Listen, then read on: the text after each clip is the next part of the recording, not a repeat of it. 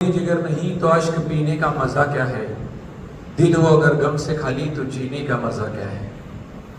खूनी जिगर नहीं तो अश्क पीने का मजा क्या है, दिल हो अगर गम से खाली तो जीने का मजा क्या है। और आप जैसे पेरेंट्स और स्टूडेंट का इस कार्यक्रम के लिए तालियों के साथ रिस्पॉन्स ही ना मिले तो फिर इस कार्यक्रम का मतलब।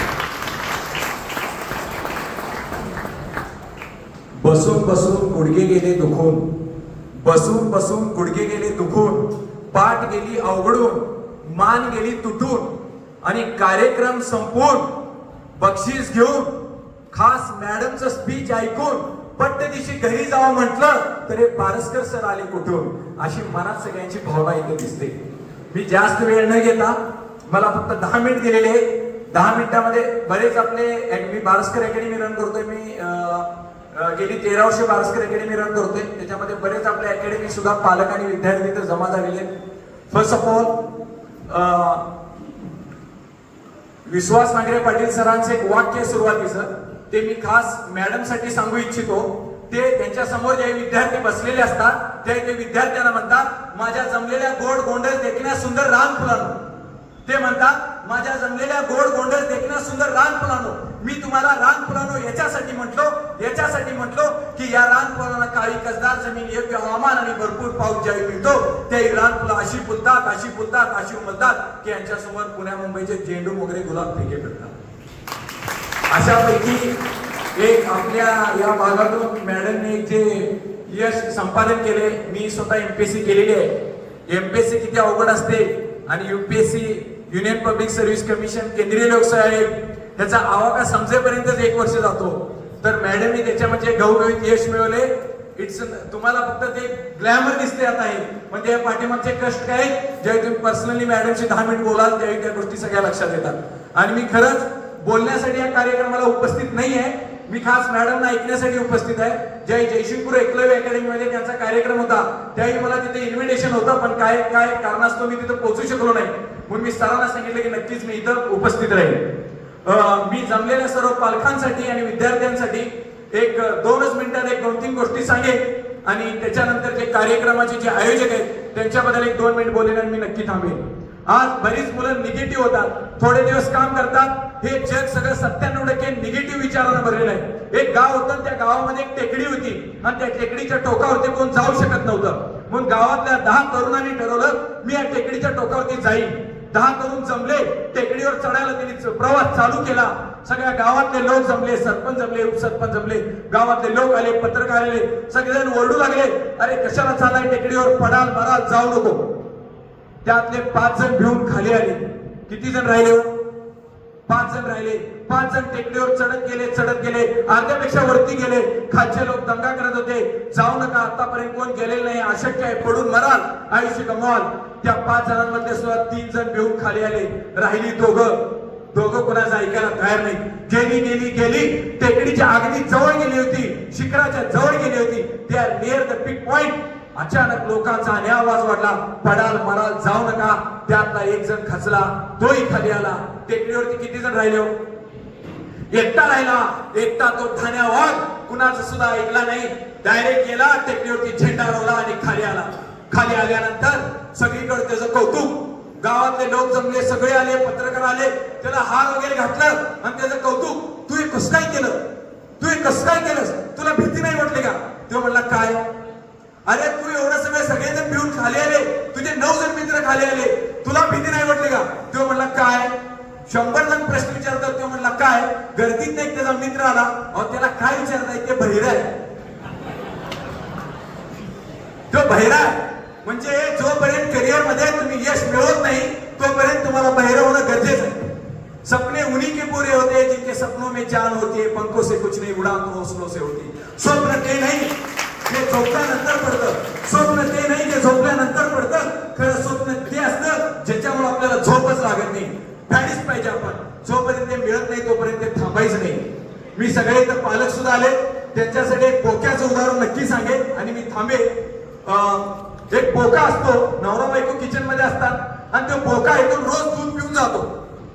बायको वैतागलेली असते आणि नवऱ्याला म्हणते पहिल्या बोक्याला नेऊन कुठतरी सोडा। नवरा बिचारा डेअरिंग करतोय, बोक्याला रवतोय, दुसऱ्या गल्लीत नेऊन सोडून येतो. सोडल्यानंतर तो बोका 10 मिनिटात लगेच घरी येतोय.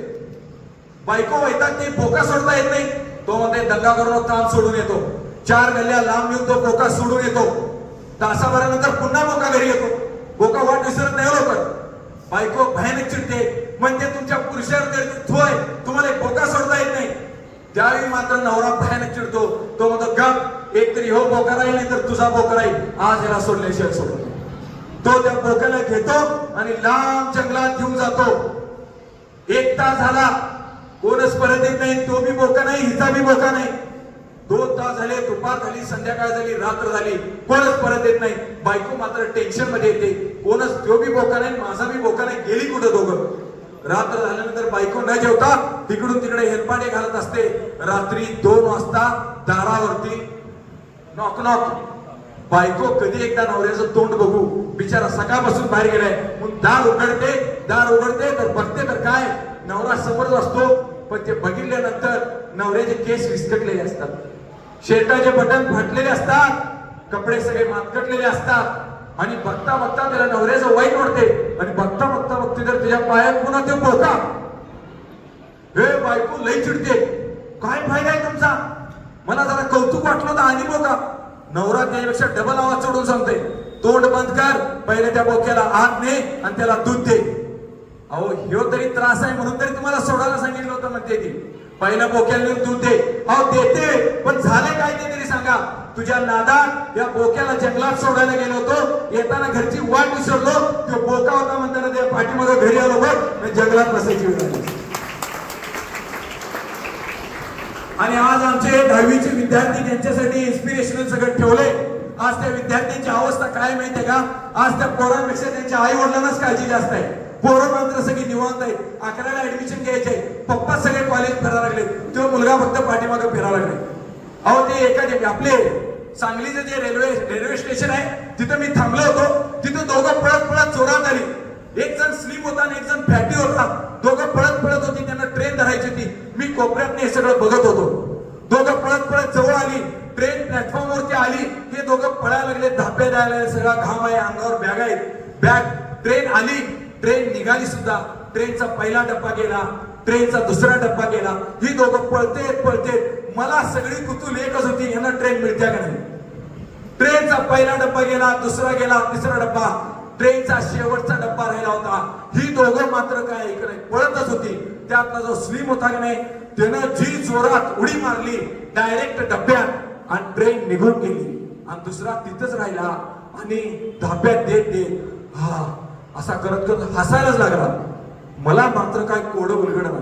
ह्याची ट्रेन चुकल्या, ह्याला वाईट वाटायला पाहिजे, किंवा रडायला पाहिजे, किंवा हसायला लागलाय का.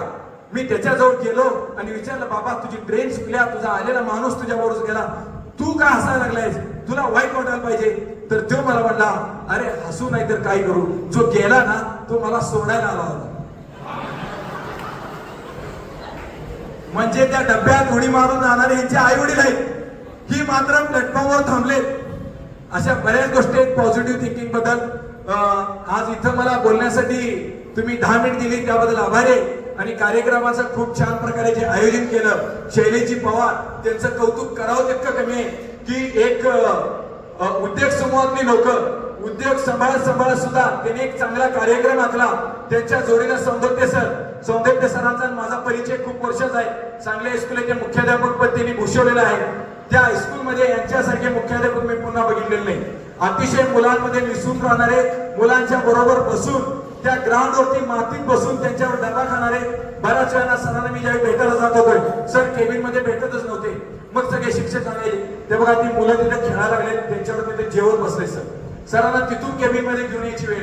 सर अतिशय सांगली हायस्कूल मध्ये सरांनी त्यांच्या कारकिर्दीत अतिशय मुलांना बेस्ट वळण लावलं. गोड बोलून शिक्षक तो असतो जो विद्यार्थ्यांना शिकवतो, तो शिक्षक नसतो. जो विद्यार्थ्यांमध्ये परिवर्तन आणतो तो खरा शिक्षक असतो. आणि ते परिवर्तनवादी शिक्षक म्हणजे सौंदत्य सर होते. मला अपेक्षा की आपण जोरदार टाळ्या संधी वाढवा. शैलेजी पवार यांनी उद्योग सांभाळत सुद्धा शैक्षणिक कार्यक्रमासाठी तुमच्यासाठी अहोरात्र त्यांनी मेहनत घेतलेली. 8 दिवस झाले ते कार्यक्रमासाठी फिरत आहेत. 8 दिवस झाले ते मला येऊन भेटले, सर काय करायचं आपल्याला, कार्यक्रम घ्यायचा आहे, असंच करायचं आहे. मी त्यांना 10 मिनिटात लगेच रिस्पॉन्स दिला. हे खूप मोठं काम आहे. हे आज मुलं शिक्षण घेतात, त्यांना प्रोत्साहन करणं खूप गरजेचं आहे. ते काम त्यांनी केलेलं आहे. आणि आजच्या मुलींच्या बाबतीत आज या मॅडमनी सुद्धा जे यश मिळालं, त्या मुलींच्या बाबतीत बरीच जण मुलगी जर जन्माला आली तर त्यांना वाईट वाटत होतं. एक लहान मुलगी असते, लहान मुलगी, आणि ती लहान मुलगी आपल्या वडिलांचा हात धरून चालत असते. चालता चालता ती मोठी होते. मोठी होताना स्कूल मधून, शाळेमधून कॉलेजला जाते. कॉलेज नंतर तिचं लग्न होते. लग्न झाल्यानंतर ती जात असते सासरी. त्यावेळी ती रडत रडत एक दोन शब्द सांगते. ते मुलींसाठी सांगतो आणि मी थांबतो. शाम हो गई घूमने चलो ना पापा. मुलगी लहान असते, पप्पांचा बोट धरलाय बघा, ती मुलगी लहानाशी मोठी कशी होती. शाम हो गई घूमने चलो ना पापा, चलते चलते थक गई कंधे पे बिठा लो ना पापा. मम्मी तो सो गई, आप तो लोरी सुना दो ना पापा. मम्मी तो सो गई, आप तो लोरी सुना दो ना पापा. अब स्कूल हो गई, कॉलेज जाने दो ना पापा. स्कूल हो गई, अब कॉलेज जाने दो ना पापा. पाल पोसकर बड़ा किया है, लग्नाची वेळ आली. पाल पोसकर बड़ा किया है, अब खुद से जुदा करो ना पापा. पाल पोसकर बड़ा किया है, अब खुद से जुदा करो ना पापा. अब खुद से जुदा ही किया है तो आंसू मत बहाओ ना पापा. पापा आपने मेरी हर एक बात मानी है, और एक बात मानो ना पापा, मैं इस दुनिया पे बोझ नहीं हूँ. इस दुनिया को समझाओ ना पापा, इस दुनिया को समझाओ ना पापा. Thank you so much.